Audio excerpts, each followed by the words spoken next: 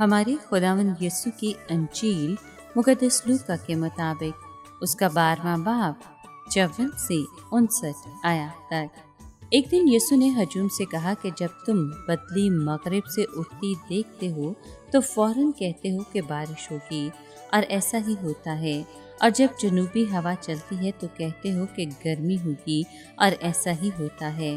اے ریاکارو، تم زمین اور آسمان کی صورت پہچان لیتے ہو، مگر اس زمانے کو کیوں نہیں پہچانتے؟ اور تم آپ ہی کیوں فیصلہ نہیں کرتے کہ حق کیا ہے؟ اور جب تو اپنے مدعی کے ساتھ حاکم کے پاس جاتا ہے تو راہ میں کوشش کر کہ اس سے چھوٹ جائے، ایسا نہ ہو کہ وہ تجھ کو منصف کے پاس کھینچ لے جائے، اور منصف تجھ کو سپاہی کے حوالے کرے، اور سپاہی تجھے قید میں ڈالے۔ میں تجھ سے کہتا ہوں کہ جب تک تو کوڑی کوڑی ادا نہ کرے گا، وہاں سے ہرگز نہ چھوٹے گا۔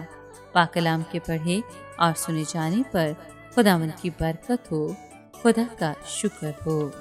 عزیز دوستو، مسیح یسوع اس بھیڑ سے مخاطب ہے جو اس کے گرد جمع تھی۔ وہ ان کو یاد دلاتا ہے کہ موسم کے بارے میں پیشن گوئی کرنے میں تم بڑی مہارت رکھتے ہو۔ وہ جانتے تھے کہ جب پچھم یعنی مغرب سے بادل اٹھیں تو می برسے گا۔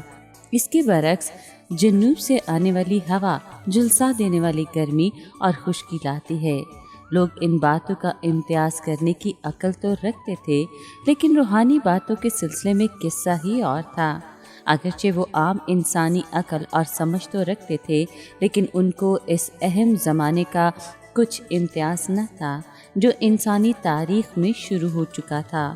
خدا کا بیٹا اس زمین پر آ گیا تھا اور ان کے عین بیچ میں کھڑا تھا۔ آسمان اس سے پہلے کبھی اتنا نزدیک نہیں آیا تھا، لیکن ان کو خبر نہ تھی کہ ہمارے زمانے میں ملاقات کو کون آیا ہے۔ ان میں جاننے کی صلاحیت تو تھی، نیت اور اعمال کی نہ تھی۔ یوں انہوں نے اپنے آپ کو گمراہی میں مبتلا کر رکھا تھا۔